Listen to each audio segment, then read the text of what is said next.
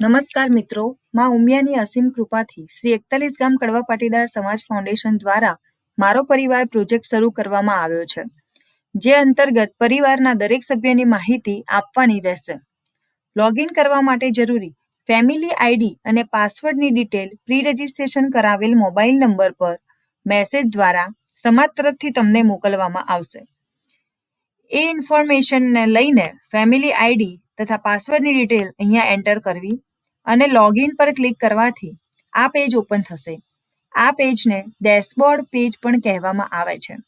આ ડેશબોર્ડ તમારા પરિવારની અમુક બેઝિક માહિતીને બતાવે છે, જેમ કે ફેમિલી આઈડી, જે વ્યક્તિના નામથી પ્રી રજિસ્ટ્રેશન કરેલું હતું એ વ્યક્તિ, મુખ્ય વ્યક્તિ તરીકે એનું નામ અને તમારા ફેમિલીની ડિટેલ. કોઈ પણ નવા વ્યક્તિની ડિટેલ એડ કરવી છે તો એડ ન્યૂ મેમ્બર, અને જો તમારે તમારા લોગિન આઈડી પાસવર્ડમાંથી પાસવર્ડ ચેન્જ કરવો છે તો ચેન્જ ધ પાસવર્ડ. હવે આપણે ફોર્મ ભરવા માટે આગળ વધીશું. એના માટે એડ ન્યૂ મેમ્બર પર ક્લિક કરવું, જેનાથી પર્સનલ ઇન્ફોર્મેશનનું પેજ ઓપન થશે. પર્સનલ ઇન્ફોર્મેશનના પેજમાં ગામ, શાખ અને પ્રાઇમરી મોબાઈલ નંબર, આ 3 બેઝિક ઇન્ફોર્મેશન છે જે કોઈ પણ વ્યક્તિની ઓળખ બતાવે છે. અને આ ઇન્ફોર્મેશન જે પ્રી રજિસ્ટ્રેશન વખતે મુખ્ય વ્યક્તિ તરફથી આપવામાં આવેલ છે ત્યાંથી સીધી લિંક કરવામાં આવે છે. અને જ્યારે પણ તમે એડ ન્યૂ મેમ્બર કે ફોર્મ ભરવા માટે આગળ વધશો, આ 3 ઇન્ફોર્મેશન ઓટોમેટિકલી ટાઇટલમાં આવી જશે. તમારું કન્ટ્રી, જ્યાં તમે અત્યારે રહો છો. જો તમે આ ફોર્મ કોઈ 5 વર્ષથી નીચેના બાળક માટે ભરો છો તો શક્ય છે કે એની પાસે આધાર કાર્ડ અવેલેબલ ના હોય. જનરલી આધાર કાર્ડ કમ્પલસરી છે. જ્યાં પણ રેડ ફૂદડી મારેલી છે એ બધી જ ફિલ્ડ કમ્પલસરી છે. હવે 5 વર્ષના બાળક માટે શક્ય છે કે આધાર કાર્ડ નથી, તો એ સમયે ચેક ધીસ બોક્સ ફોર નો પર ક્લિક કરશો તો જે મેન્ડેટરી આધાર કાર્ડ છે એ નીકળી જશે અને તમે બાળકનું ફોર્મ આગળ ભરી શકશો. અત્યારે આપણે મુખ્ય વ્યક્તિનું ફોર્મ ભરી રહ્યા છીએ અને પુખ્ત વયના છે તો એમના માટે આધાર કાર્ડ હોવું જરૂરી છે. તો એમનો આધાર કાર્ડનો નંબર અહીંયા એન્ટર કરવો. મુખ્ય વ્યક્તિ સાથે સંબંધ. જ્યારે પણ આપણે આપણા પરિવારનું ફોર્મ ભરવાની પ્રક્રિયા ચાલુ કરીએ છીએ, સૌથી પહેલા સેલ્ફ એટલે સેલ્ફની ડેફિનેશન બહુ ક્લિયર છે કે જે ઘરના મુખ્ય વ્યક્તિ છે તેને આપણે સેલ્ફ તરીકે રાખીએ છીએ. જેમ કે મેં જ્યારે પ્રી રજિસ્ટ્રેશન કરાવડાવ્યું ત્યારે આરતીબેનના નામથી કરાવડાવ્યું હતું અને હું અત્યારે ફોર્મ ભરું છું તો હું સેલ્ફ તરીકે ભરીશ. હવે મારા ઘરના અન્ય મેમ્બરની ડિટેલ મારે નાખવી છે, જેમ કે મારા પતિની, તો અહીંયા હું એમને આરતીબેન સાથે એમનો શું સંબંધ છે તો પતિ. સપોઝ મારા સાસુ સસરાની ડિટેલ નાખું છું તો એમનો શું સંબંધ છે તો એ પ્રમાણે. મારી દીકરીની ડિટેલ નાખું છું તો મારી દીકરીની ડિટેલ. એટલે એ પ્રમાણે અહીંયાથી તમારે સંબંધ સિલેક્ટ કરવાના રહેશે. એક વસ્તુ ખાસ ધ્યાન રાખવી કે જે પણ સંબંધ તમે અહીંયાથી સિલેક્ટ કરો છો તે પર્સન તમારી સાથે એક જ રસોડે જમતા હોવા જોઈએ. સપોઝ તમે કાકા કે કાકીની ડિટેલ ભરવા માંગો છો તો કાકા કે કાકી તમારી સાથે જ રહેતા હોવા જોઈએ. જો એ અલગ રસોડે જમે છે અથવા તો અલગ ઘરે રહે છે તો એમના માટે અલગ ફેમિલી આઈડી અને પાસવર્ડ લેવાના રહેશે. તો આ માહિતીને ખાસ ધ્યાનમાં રાખવી. અત્યારે આપણે સેલ્ફનું મેઇન મેમ્બરનું ફોર્મ ભરી રહ્યા છીએ, મેઇન વ્યક્તિનું, એટલા માટે સેલ્ફ સાથે આગળ વધીશું. જે વ્યક્તિનું ફોર્મ ભરાઈ રહ્યું છે એનું જેન્ડર. આ જેન્ડરના બેઝ પર ઘણા ક્વેશ્ચન બદલાય છે. જેમ કે સપોઝ હું મેલ સિલેક્ટ કરીશ તો અહીંયા પિતાનું નામ આવે છે, અને સપોઝ હું ફિમેલ સિલેક્ટ કરીશ અને ફિમેલ સિલેક્ટ કર્યા પછી મેરિટલ સ્ટેટસમાં વિવાહિત બતાવું છું તો અહીંયા પતિનું નામ આવે છે. એટલે જેન્ડર અને મેરિટલ સ્ટેટસના પ્રમાણે અહીંયા પતિ અથવા પતિના નામની ડિટેલ પૂછવામાં આવે છે. અત્યારે આપણે ફિમેલ સિલેક્ટ કરીશું અને મેરિટલ સ્ટેટસમાં ઘણા ઓપ્શન છે, જેમ કે અપરિણિત છો, સગાઈ કરેલ છે, વિવાહિત, વિધવા, વિધુર, સેપરેટેડ, મતલબ કે ડાયવોર્સ નથી થયા પરંતુ કોઈ સંજોગો વસાત પતિ પત્ની અલગ રહે છે. અને લાસ્ટ ઓપ્શન છે ડાયવોર્સ.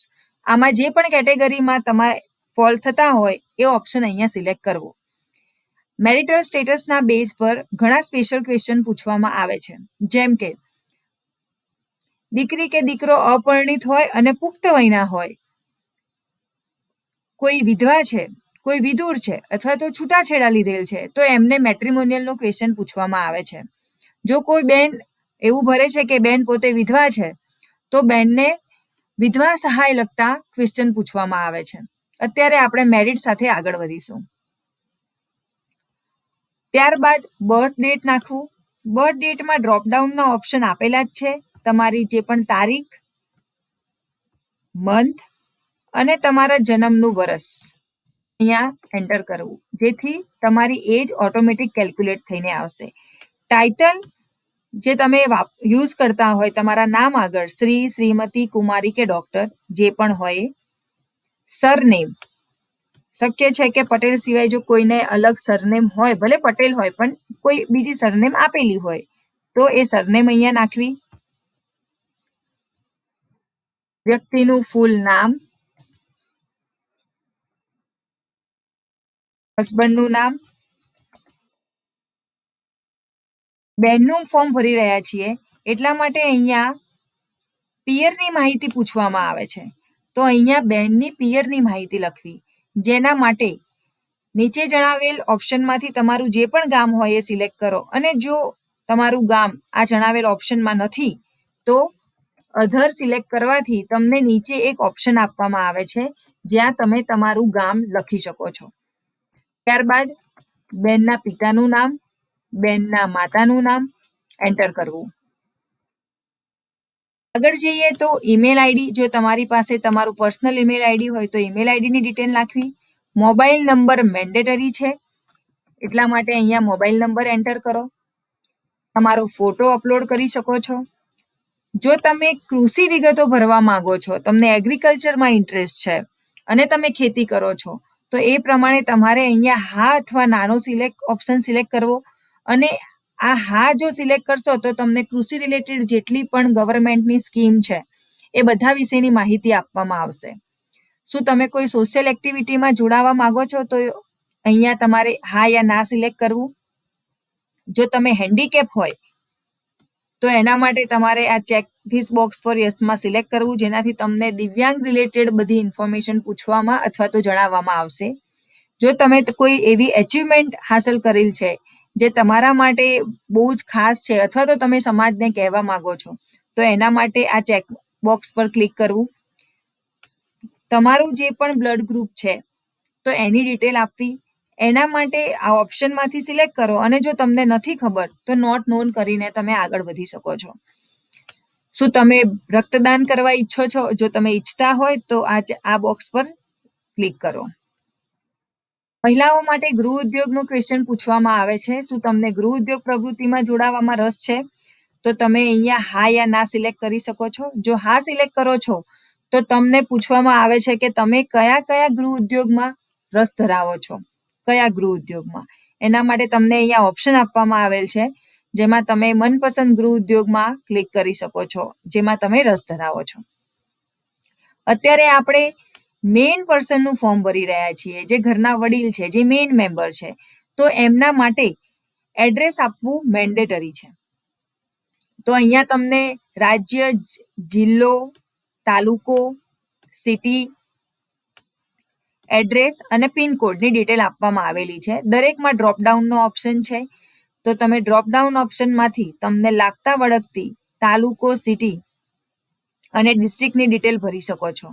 ત્યારબાદ એડ્રેસ તમારું પોતાનું નાખી શકો અને જે પણ પિનકોડ હોય તે અહીંયા એન્ટર કરવો.